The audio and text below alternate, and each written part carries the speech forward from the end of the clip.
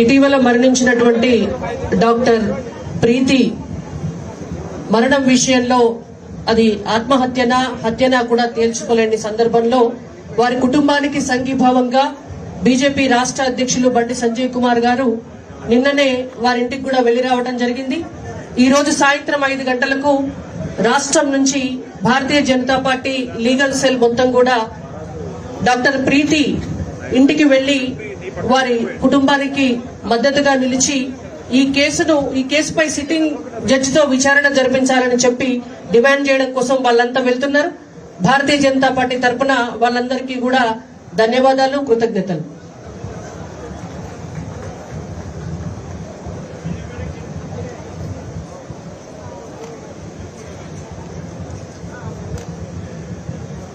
తెలంగాణ రాష్ట్రంలో మహిళలపై జరుగుతున్నటువంటి అత్యాచారాలు, హత్యలకు నిరసనగా ఈరోజు దీక్ష నిర్వహిస్తున్నటువంటి బీజేపీ రాష్ట్ర అధ్యక్షులు బండి సంజయ్ కుమార్ గారికి, భారతీయ జనతా పార్టీ జాతీయ ఉపాధ్యక్షురాలు డికే అరుణ గారికి, మాజీ MP national executive member Vijayashanti గారికి, మాజీ ఎంపీ బూర నర్సయ్య గారికి, పార్టీ ప్రధాన కార్యదర్శి ప్రేమేందర్ రెడ్డి గారికి, ఎన్వీవీఎస్ ప్రభాకర్ గారికి, పొంగులేటి సుధాకర్ రెడ్డి గారికి మరియు ఈ కార్యక్రమానికి వచ్చేసినటువంటి మహిళా మోర్చా నాయకులకు, వేదిక పైన ఉన్నటువంటి జీహెచ్ఎంసీ కార్పొరేటర్లందరికీ, వేదిక ముందున్నటువంటి అక్క చెల్లెళ్లకు, అన్నదమ్ములకు, మీడియా మిత్రులందరికీ కూడా పేరు పేరున నమస్కారం. భారత్ మాతాకి, భారత్ మాతాకి. మహిళా శక్తి ఇంతనే కనిపిస్తుందా? మహిళల కోసం సంజయ్ అన్న నిరసన దీక్ష చేస్తున్నప్పుడు మనందరి సంఘీభావం ఏ రకంగా చూపించే అవకాశం వస్తే ఆ రకంగా చూపించాలా. భారత్ మాతాకి.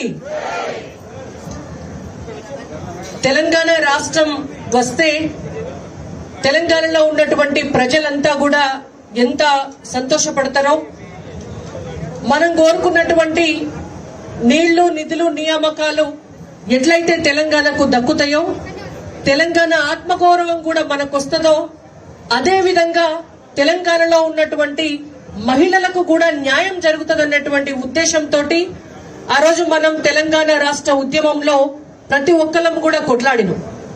ఇక్కడ ఉన్నటువంటి మహిళలు కూడా దాదాపుగా భారతీయ జనతా పార్టీ కూడా మొట్టమొదటి నుంచి తెలంగాణ రాష్ట్ర ఏర్పాటు కోసం ముందుకొచ్చిన నేపథ్యంలో ప్రతి ఒక్కరు కూడా రోడ్ల మీదకి వచ్చి వంట వార్పులు చేసినారు, బతుకమ్మలు ఆడినారు, బోనాలు ఎత్తినారు. ఆ రోజు మహిళల పట్ల ఉమ్మడి రాష్ట్రంలోనే అంతో ఇంతో వివక్ష ఉండే, తెలంగాణ రాష్ట్రం వస్తే చాలా అద్భుతమైనటువంటి పరిస్థితి ఉంటది, పరిపాలనలో కూడా మనం భాగస్వాములం అవుతాము అని చెప్పి భావించినటువంటి మహిళలందరికీ కూడా తెలంగాణ రాష్ట్రం వచ్చిన తర్వాత చాలా ఇబ్బందికరమైనటువంటి పరిస్థితులు ఎదురైనాయి.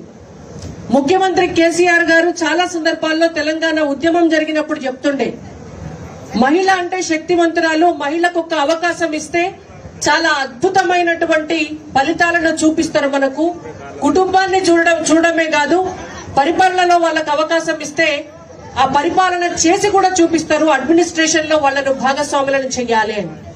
కానీ వాళ్ళ తెలంగాణ రాష్ట్రం వచ్చిన తర్వాత, ఇందాక చాలా మంది పెద్దలు కూడా చెప్పినారు, మొట్టమొదటిసారి 5 సంవత్సరాల ప్రభుత్వంలో ఒక్క కేబినెట్ మంత్రి హోదా కూడా మహిళకు లేకపోవడం, కనీసం మహిళా కమిషన్ కి చైర్మన్ కూడా లేకపోవడం, మహిళల కోసం, మహిళా ఎంపవర్మెంట్ కోసం ఒక పాలసీ కూడా లేకపోవడం మొదటి 5 సంవత్సరాలు ఈ తెలంగాణ రాష్ట్ర ప్రభుత్వానికి మహిళల పట్ల ఉన్నటువంటి నిర్లక్ష్య వైఖరికి నిదర్శనం.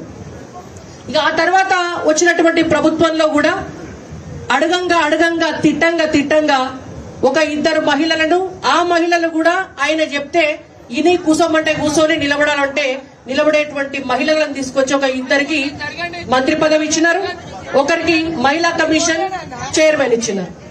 అంతకు మించి ఈ రాష్ట్రంలో మహిళలకు జరిగినటువంటి లాభం అయితే ఏం లేదు.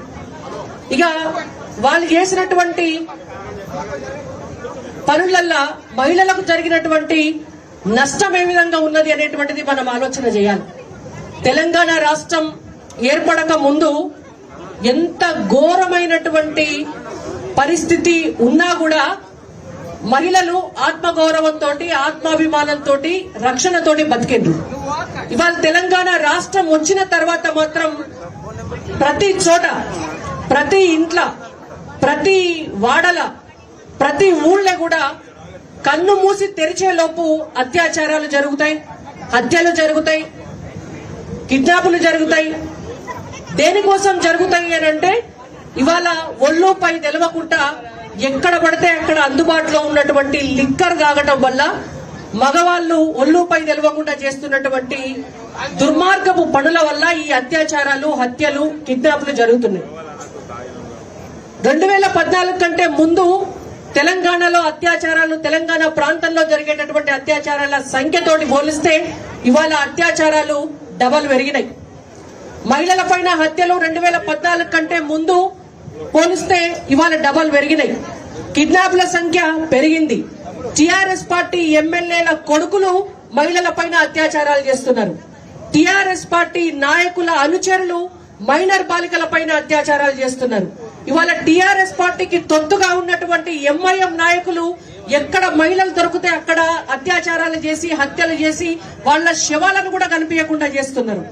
ఇవాళ టిఆర్ఎస్ పార్టీకి అంటగాగినటువంటి నాయకులైతేనేమి, కార్యకర్తలైతేనేమి లిక్కర్ దందాను కూడా పెంచి పోషించుకుంటా ఒక దిక్కు డ్రగ్స్, మరో దిక్కు గంజాయి. తెలంగాణ రాష్ట్రంలో పాన్ షాపులలో పాన్ దొరికినట్టు మనకు ఎక్కడ చూసినా కూడా గంజాయి దొరుకుతుంది, ఎక్కడ చూసినా డ్రగ్స్ దొరుకుతున్నాయి. 19 ఏళ్లు కూడా లేనటువంటి యువకులంతా కూడా ఈ డ్రగ్స్ కు అలవాటు పడి ఊళ్ళల్లో ఉన్నటువంటి ఆడపిల్లల పైన అఘాయిత్యాలు చేస్తున్నారు. మరి అలా ఈ డ్రగ్స్ పైన, ఈ గంజాయి పైన, ఈ లిక్కర్ పైన ఏమన్నా నియంత్రణ ఉన్నదా అంటే ఏం లే. తెలంగాణలో వేరే ఏ పాలసీ ఉండదు. ఇవాళ మహిళల పారిశ్రామికీకరణ పాలసీ ఉండదు, మహిళల అభ్యుదయం కోసం చేసే పాలసీ ఉండదు, మహిళలకు ఏమన్నా న్యాయం చేసే పాలసీ ఉండదు, మహిళలకు హక్కుల కోసం మహిళా కమిషన్ పనిచేయేది. ఏం నడుస్తుంది అంటే ఒక్క లిక్కర్ పాలసీ మాత్రం అద్భుతంగా నడుస్తుంది.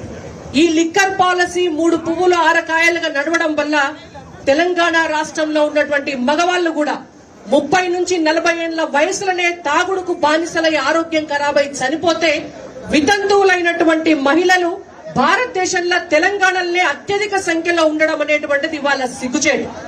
ఇవాళ మహిళల పట్ల ఈ పార్టీ వ్యవహరిస్తున్నటువంటి విధానం ఏమిటి అనేటువంటిది దీన్ని బట్టి తెలుస్తుంది.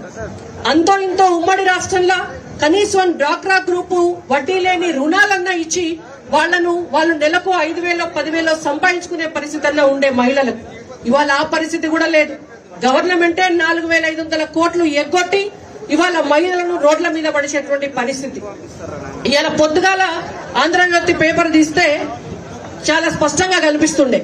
ఆంధ్రజ్యోతి పత్రిక తీసి చూడండి, కనిపిస్తుంది.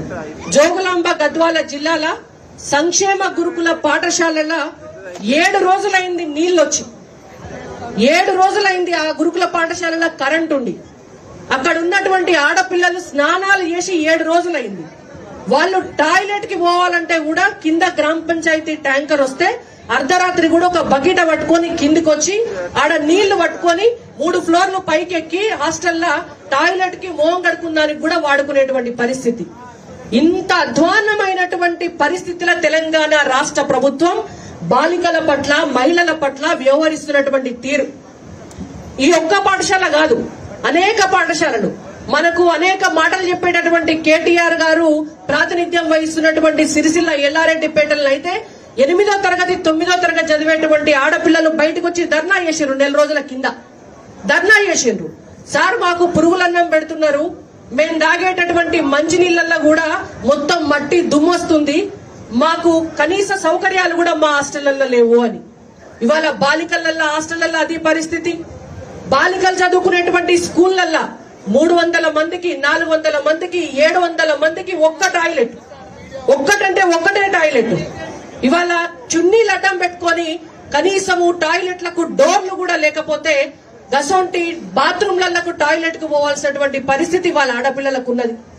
ఇవాళ పాఠశాలలలో అదే పరిస్థితి, ప్రభుత్వ ఆఫీసులలో మహిళలకు అదే పరిస్థితి, గతంలో ఇందాక మేడం డికే అరుణ గారు గుర్తు చేసినారు దిశ సంఘటన జరిగినప్పుడు ఇంకొక అంశం చాలా కీలకమైనటువంటి అంశం వెలుగు చూసింది. ఆ వెటర్నరీ డాక్టరు ఆమె రోజు హాస్పిటల్ కు పోయి అక్కడ ట్రీట్మెంట్ ఇచ్చేటటువంటి సందర్భంలో ఆ తర్వాత మీడియా వాళ్ళు ఇంటర్వ్యూలు చేస్తే ఒక అంశం చెప్పినటువంటి విషయం ఏంటంటే ఆ హాస్పిటల్లో టాయిలెట్ లేకపోతే ఆ అమ్మాయి రోజు ఆ గ్రామంలో ఉన్నటువంటి ఇంకొకళ్ళ ఇంటికి రిక్వెస్ట్ చేసి మా ఇంటికి మధ్యాహ్నం పూట టాయిలెట్ కు పోయేటందుకు అమ్మాయి వచ్చేది అనేటువంటి చెప్పినటువంటి సంఘటన. ఇవన్నీ చాలా సున్నితమైనటువంటి అంశాలు, బాధించేటటువంటి అంశాలు.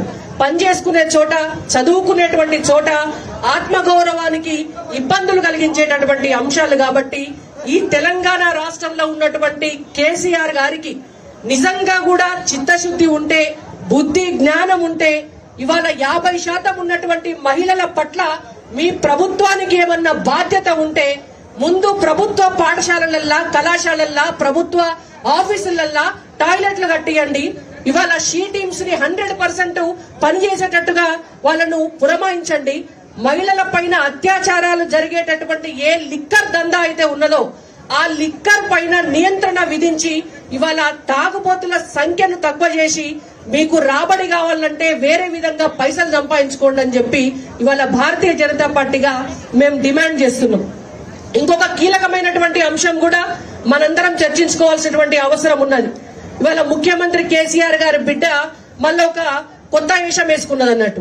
వాళ్లకు మడకొక వేషం వేసుకోవాలి, పొద్దెళ్ళాలి. ఈడ టిఆర్ఎస్ పార్టీ బీఆర్ఎస్ పార్టీ అయింది, తెలంగాణ జాగృతి భారతీయ జాగృతి అయింది. ఈడ బతుకమ్మలు బోనాలు అయిపోయినాయి, ఇప్పుడు మహిళలకు రిజర్వేషన్ కావాలి. సిగ్గు శరం ఉండాలి బీఆర్ఎస్ పార్టీ వాళ్ళకు. ఇవాళ మీ పార్టీ రాజ్యాంగం ప్రకారం మీ పార్టీ రాష్ట్ర కమిటీల ఎంతమంది మహిళలు ఉన్నారో చెప్పు నితీష్. మీ పార్టీ జిల్లా కమిటీలల్లా ఎంతమంది మహిళలు ఉన్నారో చెప్పు నితీష్. మీ పార్టీ మంత్రివర్గంలో ఎంత % మహిళలకు ఇచ్చిండ్రో చెప్పు నితీష్. మీ పార్టీ ఎలక్షన్స్ జరిగినప్పుడు 119 నియోజకవర్గాలల్లా ఎంతమంది మహిళలకు టికెట్లు ఇచ్చిండ్రో చెప్పు నితీష్.